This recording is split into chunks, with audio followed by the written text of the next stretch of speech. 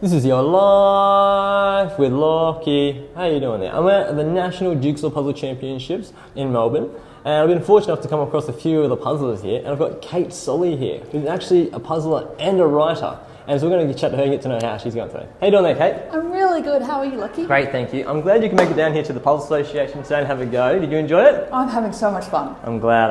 It's really good fun here. They get us out in the MSAC and they put us out here in the gymnasium there. This is round 2 at the moment, actually. I know we will compete in round 1, and we'll see how they all go and see if the qualifiers go through to the finals later. But either way, what made you get into puzzling? I'd heard about this. This is my first time I've been. Yep. I mean, part of it, I was just attracted to the idea of being able to do a puzzle uninterrupted in a table that no one else needed. Yep. Like, I just love that idea. Too often I hope the other comments get that off the table. I need that. I want to eat. Yeah, right. So having my own space to do puzzling was fun. I also I write a series of mysteries about a mum who solves. So there was the Paradise Heights Craft Store Stitch Up, and then next year we're going to have the Paradise Heights Miniature Railway Bust Up is coming out.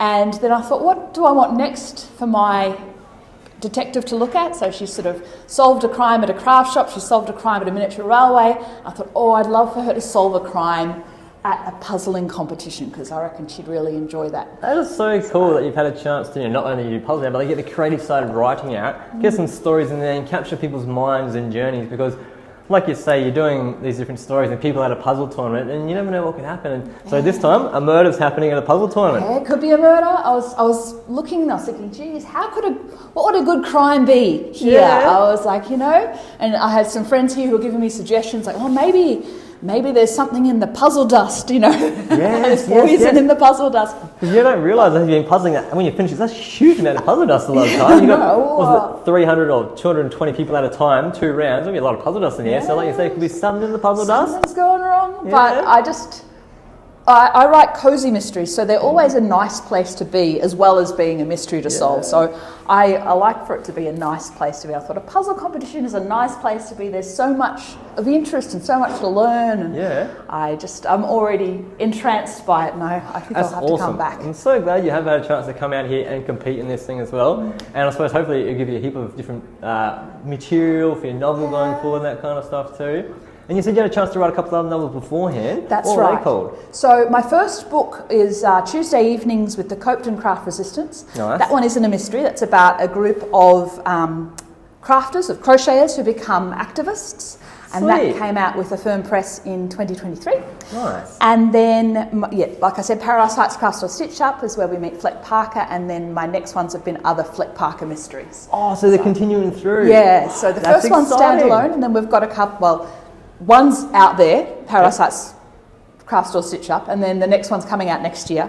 And so now I'm looking at the one after that. Oh, that's so cool. Yeah, so like you say, it's the literally very start. The mystery is coming about, unfolding in front of our very eyes for you right now as you're writing the book in your head. Oh. I'm looking, I'm thinking, that could happen, and maybe the live stream might have something to do with it. I don't know. It's very, very early stages. And I mean, I might not end up doing it, but it's just at that early research stage. I love it. That's so cool. And it's like you say, turning these beautiful passions and hobbies you have into a really, really cool thing. And that so many other people out there can understand and relate to as well. And sometimes you don't think about this as a thing you could puzzle tournaments, whatever else, but all of a sudden you just put yourself out there and you find out there are actually heaps of people that enjoy this kind of stuff. And then you imagine a novel to read about it. That'd be awesome. That's really cool. I love people who are unapologetically embrace hobbies. Yes. I just really, and that's what I like to write about as well. Just that. That's beautiful. Because hobbies are important.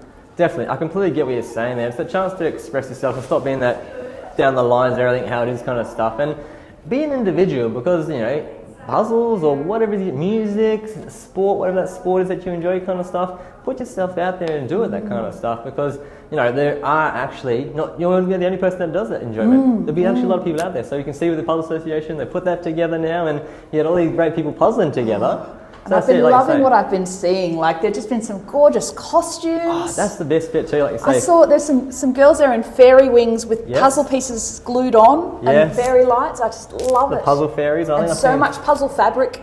Yes, it's brilliant. Like I say, I've got my socks on today. So oh, I've got brilliant. Puzzle socks. And I've seen some that. people selling puzzle socks here before too. And See, one guy had a suit jacket with puzzle pieces glued on all the way around. Oh, So I didn't see that. I that was love pretty that. cool. I think he's from Tasmania, that gentleman. I've seen him before. Puzzle earrings galore. I don't Yes. have them myself, but No, I've seen them. I love it. My partner and a few other people got some puzzle Oh, earrings. There's a yes, person yes. who's doing them here too, so it's a cool little thing to get out with. Definitely. It is. It's quite cool.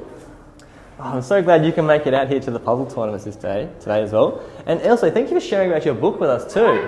No. Whereabouts, where can people find your book? It will be just in bookshops Yep. and hopefully Big W, just Yeah. wherever books are sold, if we're lucky. Do you have for your first two books or your first one? The first books will be in bookshops too, yeah. Do you have a website or a way we can look them up to find them? Yes, you can either follow me on Kate Solly Writer on Facebook or Instagram, Yep. or I have a website, katesolly.com. Awesome, and they can find out your books from there, and then Yes. the future projects coming up as well, and that kind of stuff. That's Absolutely. super exciting. I'm so grateful I had a chance to come here and chat with you today, Kate. Are there any final messages you'd like to pass out to the people? No, just come out and do stuff like this. It's worth doing. That's it. Put yourself out there. You never know who yourself you'll out find there. and what community be part of, eh? And I came out all by myself and I've already made so many friends, so, I'm so glad you did, Kate. It's really kind to meet you today, and thank you for sharing your journey and story and your detective stories too. I'm Thank looking forward you. to see them too. Oh, Thanks, thank you Kate. so much. Love See you. you, mate.